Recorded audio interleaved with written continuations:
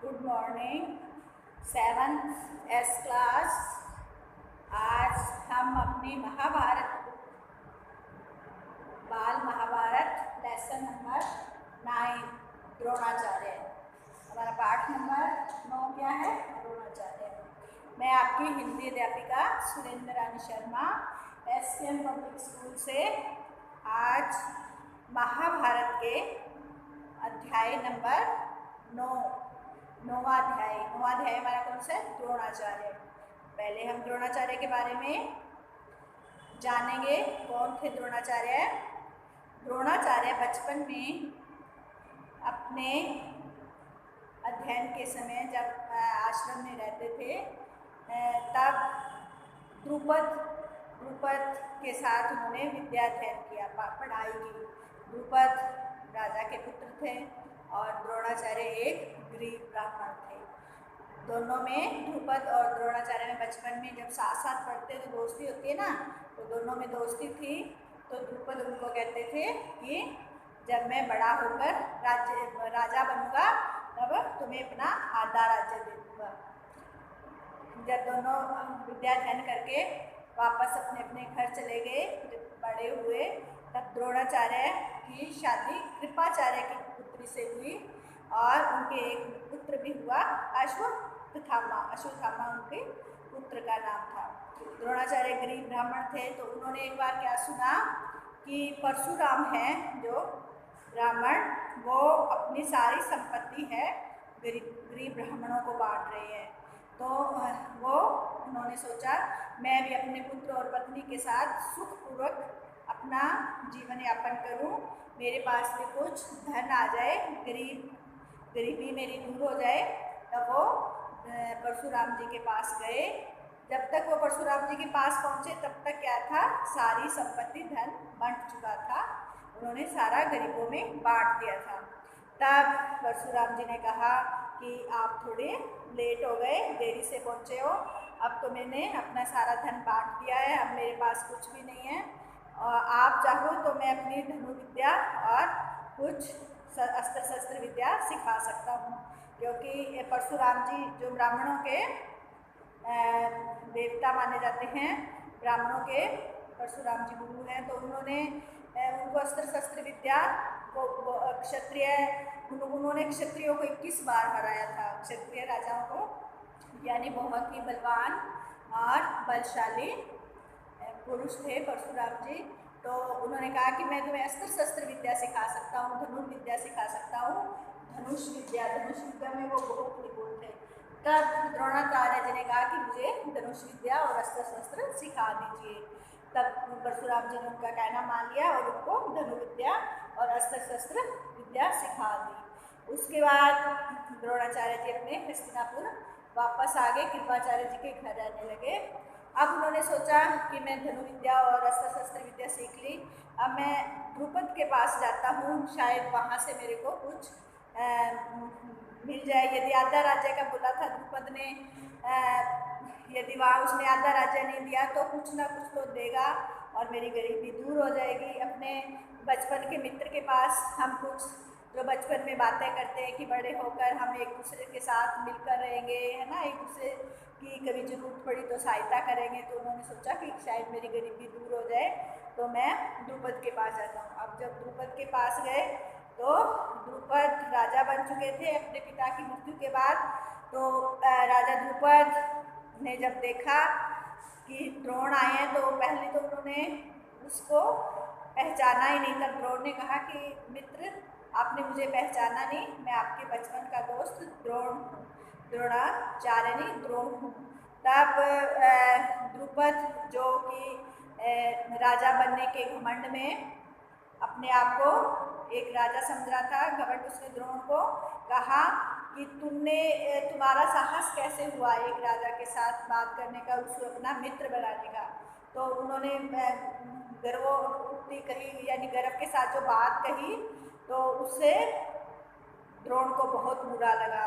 उन्होंने कहा कि जो बराबर के मित्र होते हैं, बराबर के साथ लोगों से ही मित्रता की जाती है, एक राजा दूसरे राजा के साथ ही मित्रता कर सकता है। तुम गरीब प्रजाजन होकर तुमने साहस कैसे किया कि मैं तुम्हारा मित्र हूँ।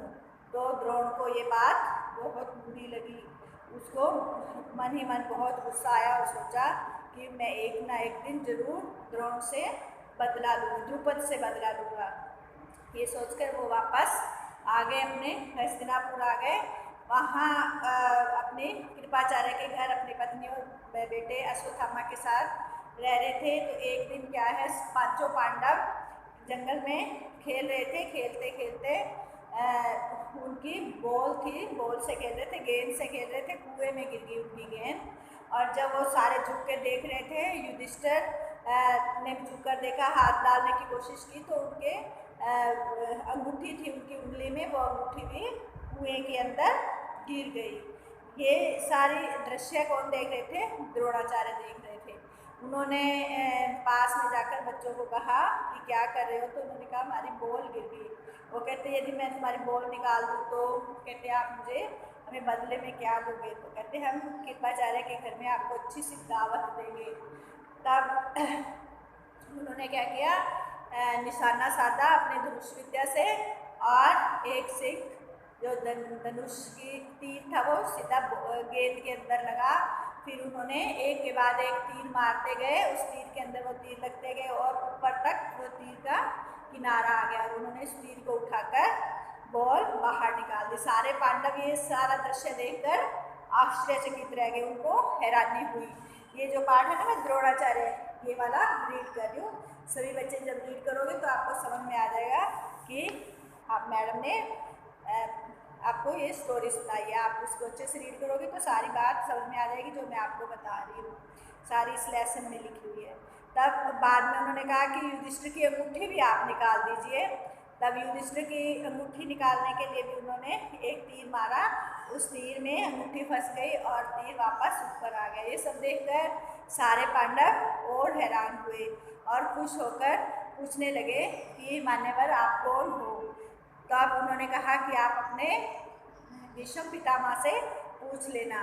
तब उन्होंने जाकर पांडवों ने भीष्म पितामह जो उनके दादा थे बड़े, उनसे पूछा कि एक व्यक्ति ने ऐसे करके हमारी धनुष विद्या में बहुत निपुण है, उसने धनुष से हमारी गेंद निकाल दी बाहर।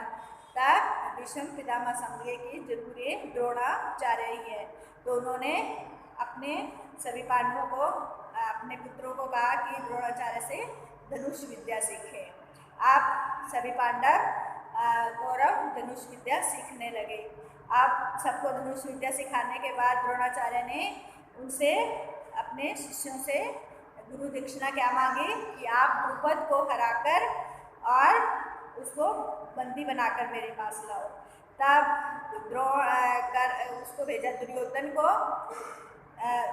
दुर्योधन और कर्ण को भेजा, परंतु वो उनसे हार गए।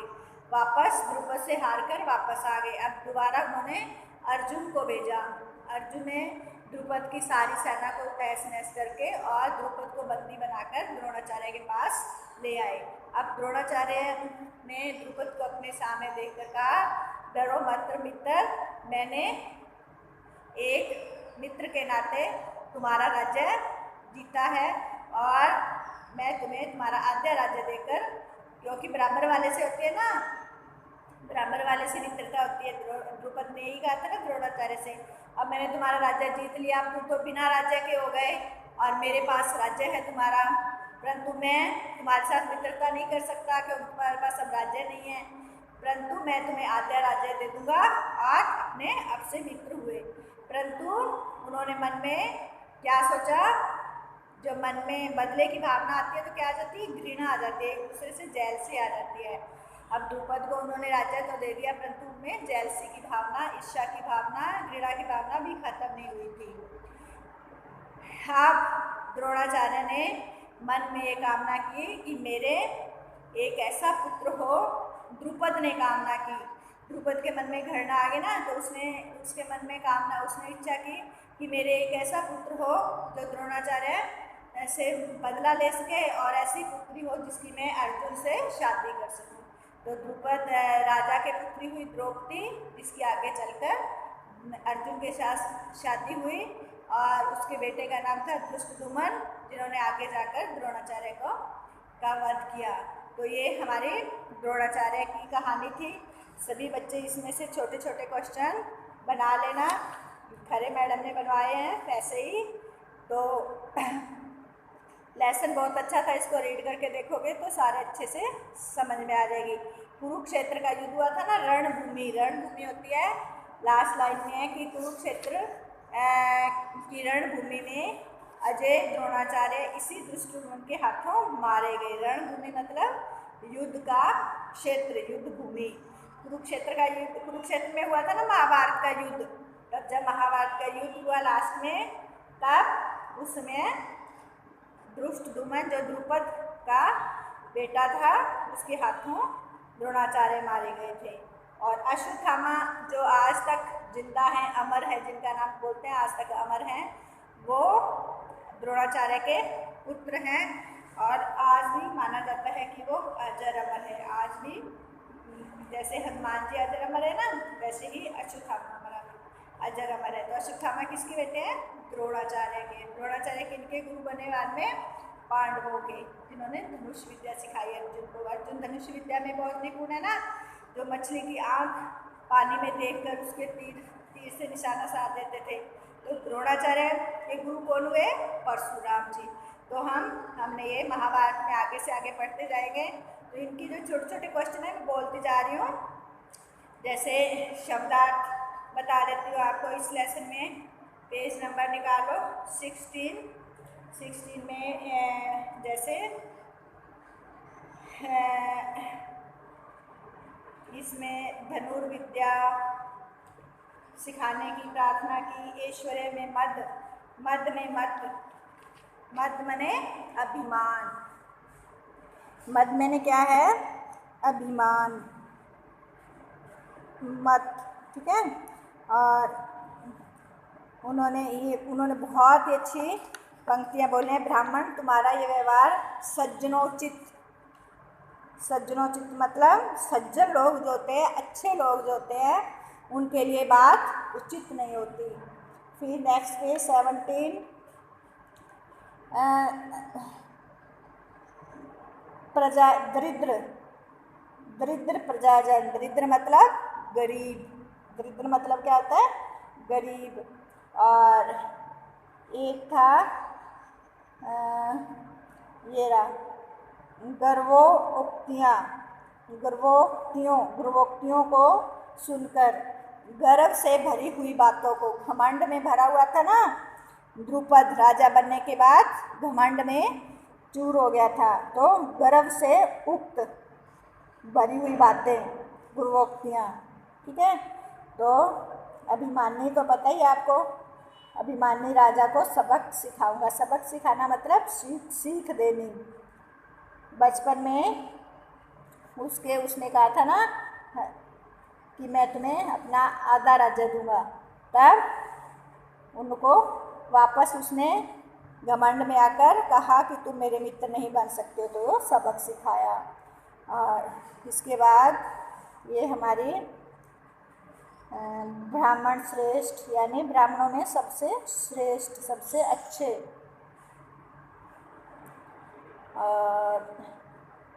और जो भी आपको समझ में ना आए तो नेक्स्ट वीडियो में आपको बता दूँगी मैं, ठीक है।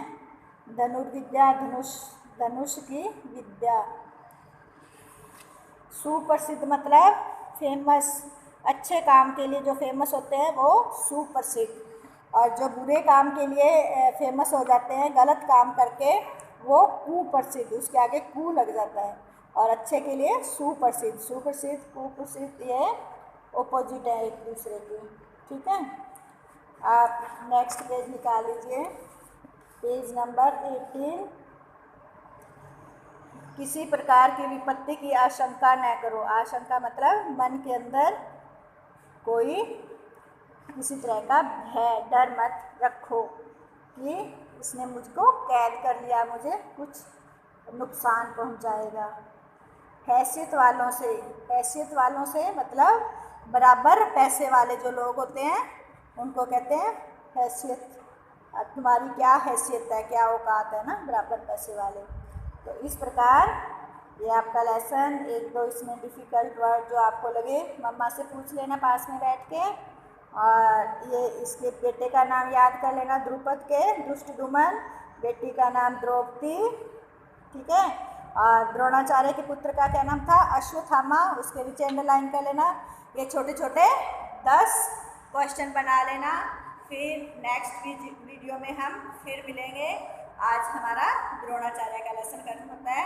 और कर्ण लेसन तक मैडम ने यदि क्वेश्चन नहीं लिखा है तो छोटे छोटे MCQ वाले 10-10 क्वेश्चन हर लेसन से बना लेना। उसी तरह के क्वेश्चन आपके एग्जाम में दूंगी मैं, ज़्यादा डिफिकल्ट नहीं होगा। बाय। नेक्स्ट